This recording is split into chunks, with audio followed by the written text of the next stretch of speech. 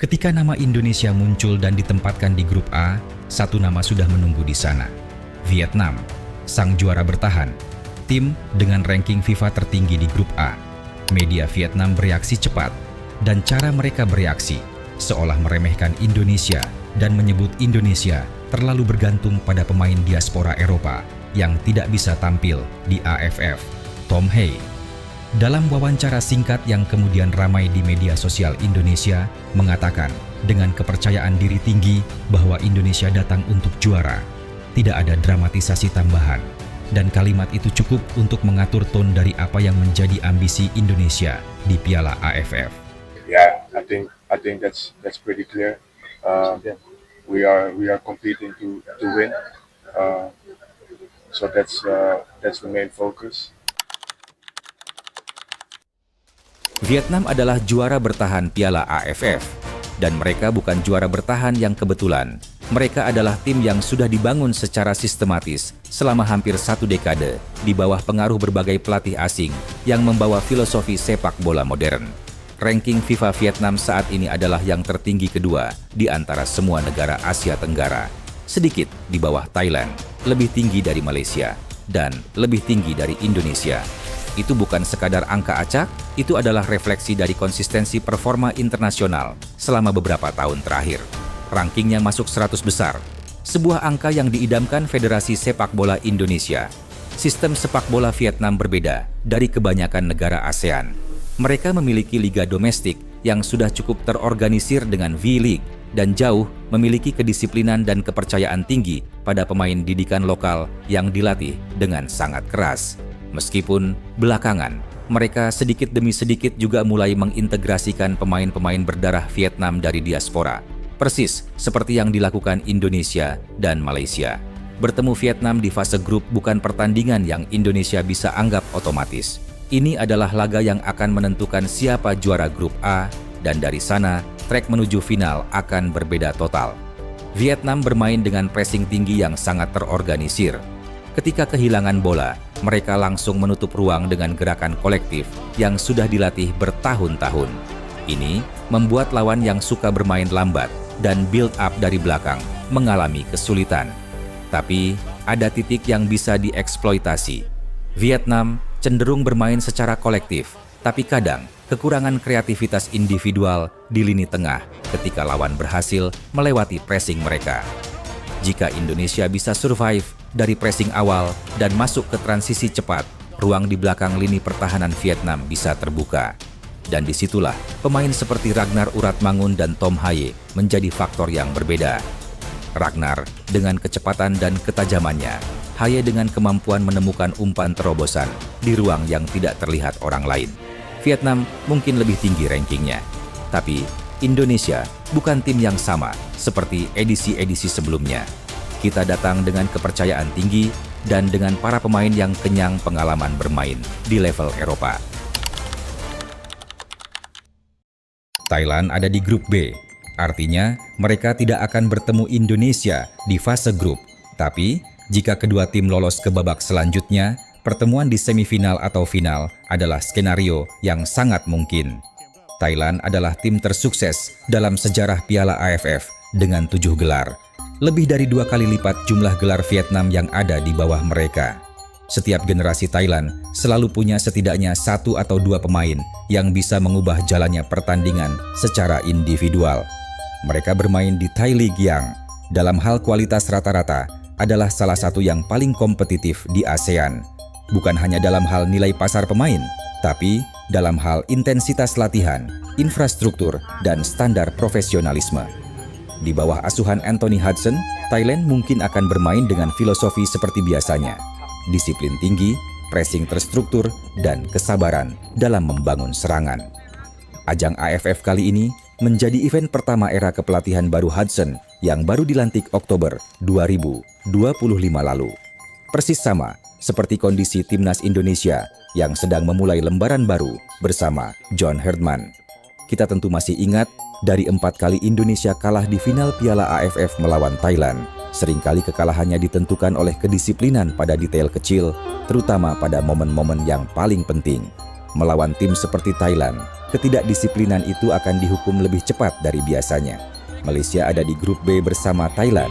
Jika keduanya lolos ke semifinal, ada kemungkinan Malaysia bertemu Indonesia di babak tersebut, dan pertemuan Indonesia-Malaysia tidak pernah bisa diperlakukan sebagai pertandingan sepak bola biasa. Ini adalah rivalitas yang jauh lebih dalam dari sekadar olahraga. Sejarah, geografi, politik, dan perbedaan yang sudah berlangsung puluhan tahun semua hadir ketika kedua tim berada di lapangan yang sama. Supporter kedua pihak tahu bahwa kalah kepada lawan ini terasa berbeda dari kalah kepada siapapun yang lain. Malaysia kini dilatih Tan Cheng Ho yang baru ditunjuk 25 Juni kemarin. Satu-satunya yang paling sulit adalah kita tidak punya cukup referensi bagaimana Malaysia akan memainkan gaya sepak bolanya di bawah kepemimpinan yang baru. Dan Malaysia yang tidak bisa dibaca dengan mudah adalah Malaysia yang mungkin lebih berbahaya.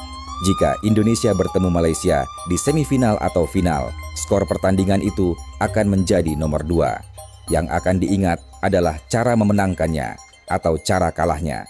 Karena pertandingan Indonesia-Malaysia tidak pernah selesai ketika wasit meniup peluit. Singapura adalah salah satu tim yang selalu membuat Indonesia tidak nyaman secara psikologis. Mereka adalah pemegang 4 gelar Piala AFF dan 2 kali memutus impian Indonesia di final 2004. Mereka tidak bermain dengan gaya yang akan memukau siapapun.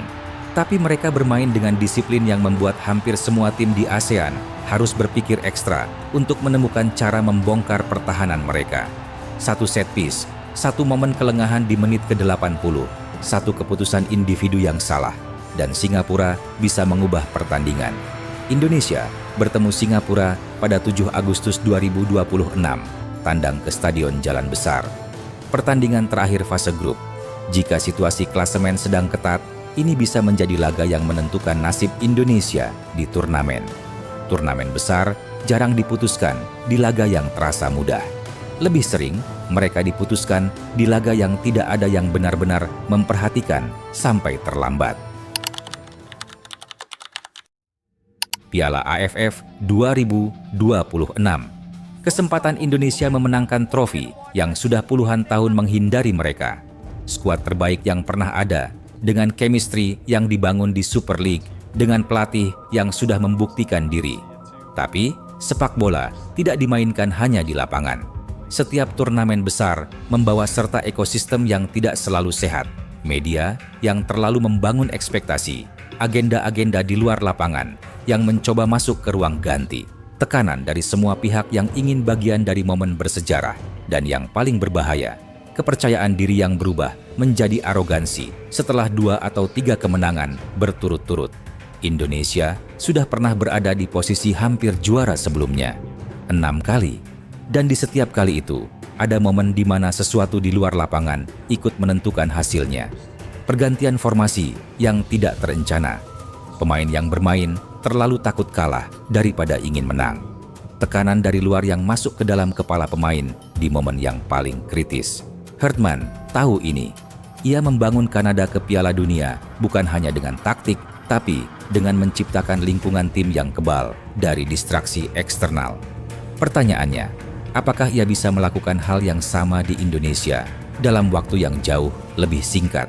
Dan ada satu hal yang harus disebut dengan nama yang benar, meskipun tidak nyaman untuk dibicarakan. Sepak bola Asia Tenggara memiliki masalah dengan pengaturan skor yang tidak pernah benar-benar selesai.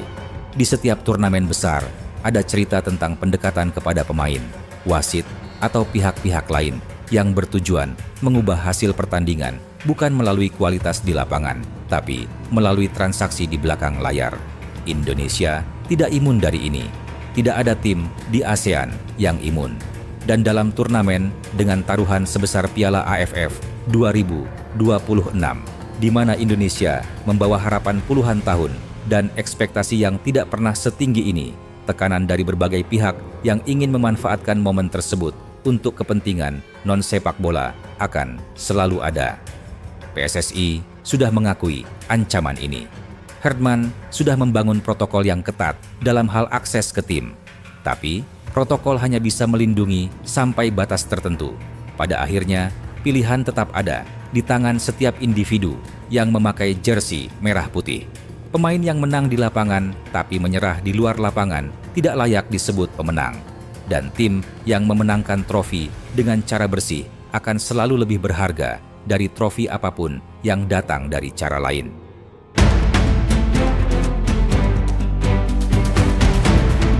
Siapa lawan terkuat Indonesia di Piala AFF 2026?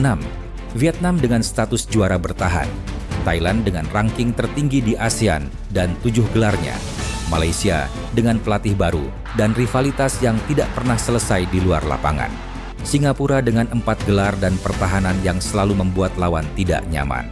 4 lawan kuat, semuanya nyata. Semuanya bisa mengakhiri turnamen Indonesia sebelum waktunya. Tapi, ada lawan kelima yang tidak ada di drawing, yang tidak memiliki ranking FIFA, tidak memiliki pelatih, dan tidak memiliki jersey. Tapi, yang sudah mengalahkan Indonesia lebih banyak daripada semua lawan yang disebutkan di atas digabungkan. Harapan yang berubah menjadi beban. Kepercayaan diri yang berubah menjadi arogansi. Tekanan dari luar yang masuk ke dalam pikiran di momen yang tidak boleh ada distraksi. Dan tawaran-tawaran yang datang dalam berbagai bentuk. Jika Indonesia bisa mengalahkan semua itu, lawan di dalam dan di luar lapangan, maka 26 tahun penantian itu akhirnya akan berakhir, bukan karena keberuntungan, tapi karena mereka memang layak. Kita datang untuk juara, kata Tom Hay. Sekarang tinggal membuktikannya.